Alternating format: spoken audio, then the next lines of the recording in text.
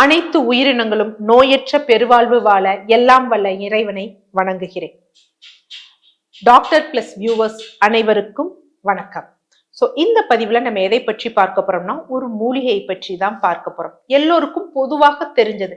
But இந்த மூலிகையை எப்படி எடுக்கலாம், எவ்வளோ லிமிடேஷன்ஸோட எடுக்கலாம் அப்படிங்கிறது தான் இந்த பதிவுல பார்க்க போறோம். என்ன பார்க்க போறோம் அப்படின்னு பாத்தீங்கன்னா கருஞ்சீரகம். ஸோ கருஞ்சீரகம் இதோட பொட்டானிக்கல் நேம் என்ன சொல்லுவாங்க அப்படின்னா நைஜெல்லா சட்டைவா அப்படின்னு சொல்லுவாங்க. அதே மாதிரி இதை பிளாக் சீட் அப்படின்னு சொல்லுவாங்க. உருதுல யூஸ்வலா என்ன சொல்லுவாங்க அப்படின்னு பாத்தீங்கன்னா காலா சீட்ஸ் அப்படின்னு சொல்லுவாங்க. ஆக்சுவலா இதுல யுனானிக்கும் இதுக்கு வேற பெயர் இருக்கு. இதுல என்ன ஒரு விஷயம் அப்படின்னா இங்க ஒண்ணு தெளிவுபடுத்த விரும்புறேன். ஆக்சுவலா கருஞ்சீரகம்னு இந்த பிளாக் சீட்ஸ் யுனானி மருத்துவ முறைகள்ல சொல்லக்கூடிய ஆக்சுவலா இந்த பிளாக் சீட்ஸ் அப்படிங்கிறது பெரும்பான்மை யுனானி மருத்துவ முறைகள்ல இருந்து வந்ததுதான், அவங்களோட ஆரிஜின் தான். இந்த கருஞ்சீரகம் இருக்கு பாத்தீங்களா, இது ஆக்சுவலா வேற ஒண்ணு. சீரகத்திலேயே நம்மதுல கருஞ்சீரகம் வேற ஒரு இது இருக்கு, அது செரிமானத்திற்கு இருக்குது. பட் அந்த பேரை இது பண்றாங்க. சோ இது இதற்குரிய விளக்கம் எங்களுடைய பேராசிரியர் தான் ஒருத்தர் சொல்லியிருந்தாரு. பட் அதை தொடர்ந்தும் நிறைய இது பண்றப்பதான் நமக்கு தெரிஞ்சது. நிறைய ஆராய்ச்சி தரவு கட்டுரைகள்ல கூட இன்றைக்கு நம்ம சொல்றோம் பாத்தீங்களா கருஞ்சீரகம்னு சொல்லக்கூடிய பிளாக் சீட்ஸ் அது கிடையாது. ஸோ இந்த தலைப்புகள்ல வச்சிருந்தாலும் நல்லா தெரிஞ்சுக்கோங்க.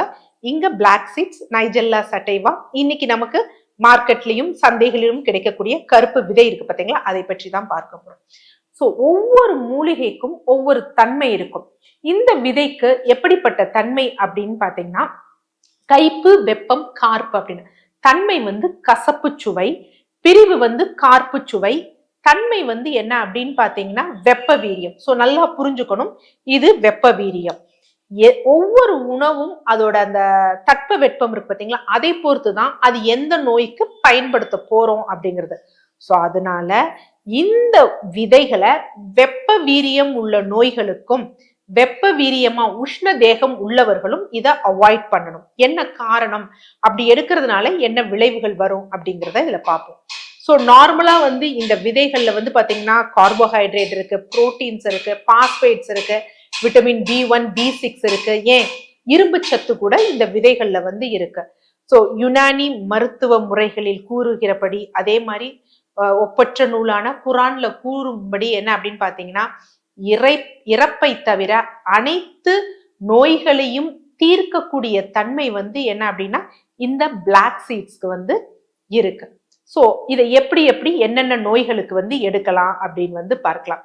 ஆக்சுவலா இதை நம்ம என்ன சொன்ன அப்படின்னு பாத்தீங்கன்னா வெப்ப வீரியமானது அப்படின்னு சொன்னோம். ஆனா இதுக்கு ரெண்டு ஒரு காயின்க்கு ரெண்டு பக்கம் இருக்கிற மாதிரி இந்த விதைகளுக்கும் ரெண்டு பக்கம் இருக்கு. இது உள் எடுக்கும் பொழுதுதான் வெப்ப வீரியம். ஆனா அதே இது எக்ஸ்டர்னலா நம்ம பயன்படுத்தோம் அப்படின்னா குளிர்ச்சி தன்மை உள்ளது. ஒரு கருஞ்சீரக தைலத்தை பாடி ஹீட்டா இருக்குன்னு நம்ம விட்டோம்னா குளிர்ச்சி ஆகும். ஆனா அதே இது உள்ள எடுத்தோம் அப்படின்னா பாடி ஹீட்டை அது இன்டியூஸ் பண்ணும். ஸோ நார்மலா நமக்கு தலையில பொடுகு அரிப்பு இந்த மாதிரி இருந்தது அப்படின்னா கருஞ்சீரகத்தை நல்லா ஊற வச்சு அரைச்சிட்டு அதை நம்ம ஸ்கால்ப்ல அப்ளை பண்ணிட்டு வந்தோம்னா தலையில பொடுகு ஏற்படுறது, தலையில சரும பிரச்சனைகள் ஏற்படுவது போன்றவையெல்லாம் குறைந்து இந்த முடி உதிர்தல் இருக்கு பாத்தீங்களா அது குறைய ஆரம்பிக்கும். முடி வளர்ச்சியையும் என்ன பண்ணும் அப்படின்னு பாத்தீங்கன்னா அது ஊக்குவிக்கும். அந்த மாதிரியான தன்மை அதற்கு இருக்கு.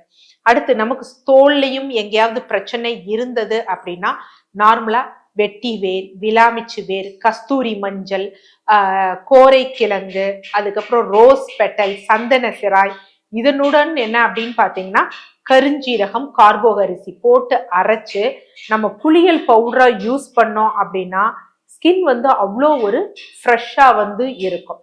அடுத்து இது வேற எதுக்கெல்லாம் பயன்படுது அப்படின்னா இருதயத்திற்கு இது ரொம்ப நல்லது. ஏன் இருதயத்திற்கு, இருதயம் ரத்த நாளத்திற்கு நல்லது, குறிப்பாக வெரிகோஸ் வெயின்க்கு. காரணம் என்ன அப்படின்னு பாத்தீங்கன்னா இந்த பிளாக் சீட்ல என்ன இருக்குன்னா தைமோக்வினோன் அப்படிங்கக்கூடிய வேதியியல் சத்து இருக்கு. இது நேரா எங்க போய் வேலை செய்யுது அப்படின்னா ரத்த நாளங்கள்ல எண்டோத்தீலியல் லேயர் அப்படின்னு இருக்கு.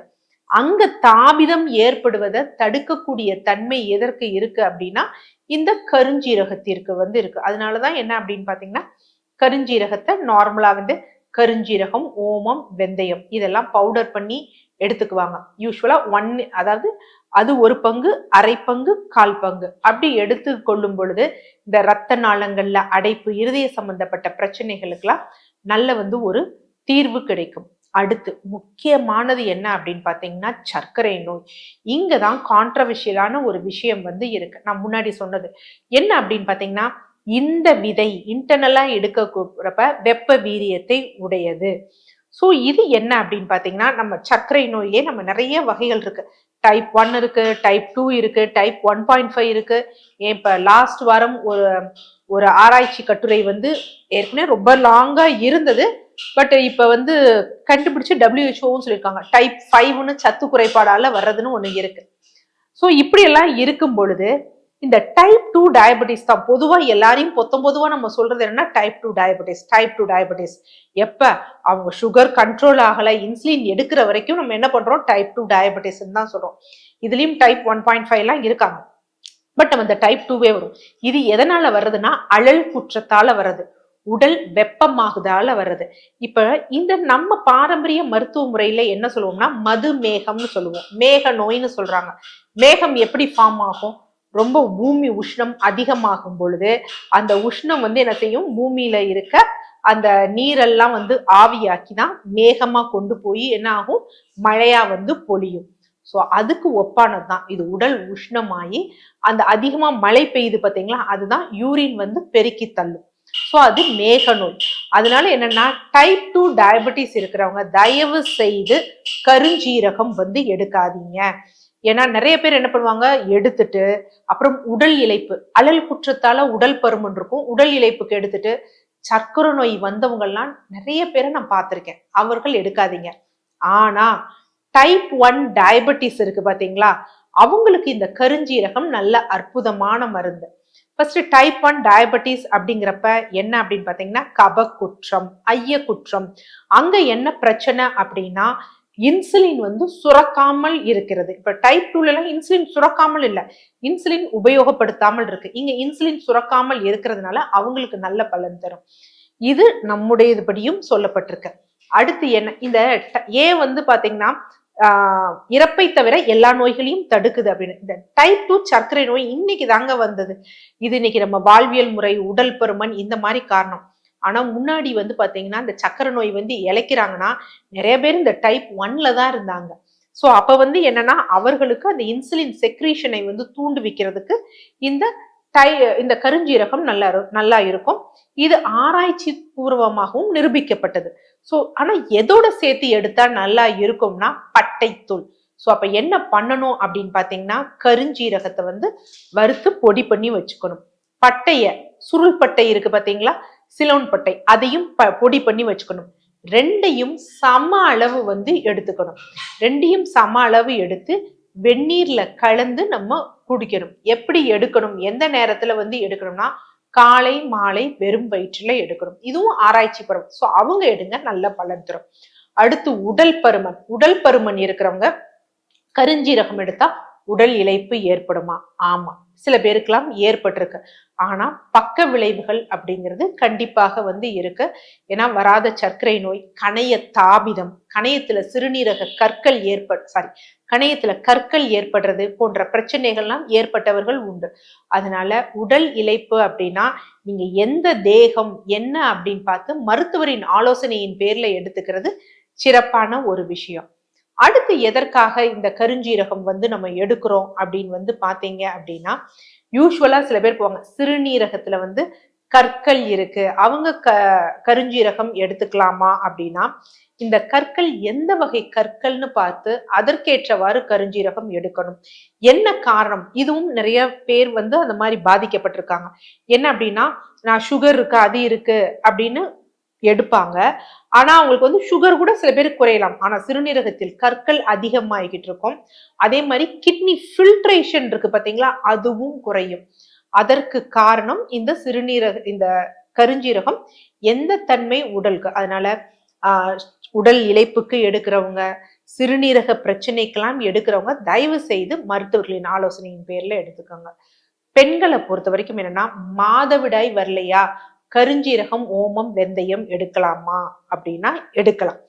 ஆனா இது வந்து என்ன அப்படின்னா ருது உண்டாக்கி அப்படின்னு நான் முன்னாடியே சொன்னேன். இதுல என்னென்ன சத்துக்கள் இருக்கு அப்படிங்கிறப்ப இதுல இரும்பு சத்து இருக்கு அப்படின்னு வந்து சொன்னோம். இரும்பு, ஃபோலிக் ஆசிட் வந்து இருக்கு. சோ அதனால என்ன பண்ணும் அப்படின்னா இது சினைப்பை, அதாவது கர்ப்பப்பைக்கு ஓடக்கூடிய இரத்த ஓட்டத்தை தூண்டுவிக்கும். சோ தூண்டி வச்சுட்டு இன்னொன்னு என்னது, இது வெப்ப வீரியம். அப்ப அதை இன்டியூஸ் பண்ணி மாதவிடாய் குருதி பெருக்கு வரும். அப்ப பீரியட்ஸ் வரும். ஆனா ஒண்ணு புரிஞ்சுக்கணும், இது முழுமையான மாதவிடாய் கிடையாது. முழுமையான மாதவிடாய் அப்படிங்கிறது கருமுட்டை வளர்ந்து வெடிக்கணும், பூப்பு சுழற்சிங்குவாங்க. சோ அது நடந்தாதான் முழுமையான மாதவிடாய். எனக்கு ரொம்ப நாள் வரல அப்படின்னா இதை ட்ரை பண்ணுங்க. ஆனா இது ஒரு மாசம் வந்துட்டு சும்மா சும்மா இதையே ட்ரை பண்ணிக்கிட்டு இருந்தீங்க அப்படின்னா அது உங்களுக்கு வந்து பக்க விளைவுகளை வந்து ஏற்படுத்தும். பாடி ரொம்ப ஹீட் ஆகும், ஸ்கின்ல எல்லாம் கொப்பளங்கள் வரும். இன்னொன்னு இது உங்க பிசிஓஎஸ்க்கு தீர்வும் தராது. அதனால வெகு நாட்களாக வரல அப்படின்னா தாராளமாக கருஞ்சீரகம், ஓமம், வெந்தயம் காம்பினேஷனை எடுத்து பீரியட்ஸ் வர வைக்கலாம். ஆனா இது நிரந்தர தீர்வு கிடையாது. அடுத்து பீரியட்ஸ் வந்துருச்சு அப்படின்னா நம்ம அதை ப்ராப்பரா வந்து ஃபாலோ பண்ணும். எக்ஸசைஸோ இல்ல சீட் சைக்கிளோ அப்படியே ஃபாலோ பண்ணும். அதே மாதிரி உதிரப்போக்கு எனக்கு கம்மியா இருக்குன்னு தயவு செய்து கருஞ்சீரகத்தை எடுக்காதீங்க. அது அதிக அளவுல உதிரப்போக்கையும் ஏற்படுத்தி பிரச்சனையை வந்து ஏற்படுத்திடும். சோ எள்ளு அவங்க எடுத்துக்கலாமே தவிர கருஞ்சீரகம் எடுக்கக்கூடாது. இப்ப கருஞ்சீரகம் ஒரு அற்புதமான மருந்து தான். ஆனா அதை உரிய முறையில நம்ம கையாளல அப்படின்னா அது நமக்கு பக்க விளைவுகளை வந்து ஏற்படுத்திடும்.